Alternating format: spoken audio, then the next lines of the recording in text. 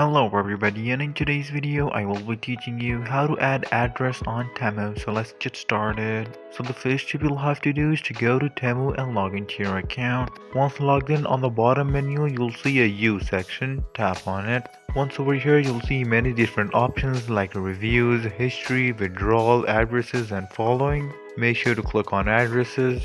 Once over here you'll see an existing address, and at the bottom you'll see add a new address. Tap on it. Now over here what you will need to do is to add your information. Like for example, make sure to enter your full name and also enter your phone number according to your country. Then select your province or city and also enter your building, street and area.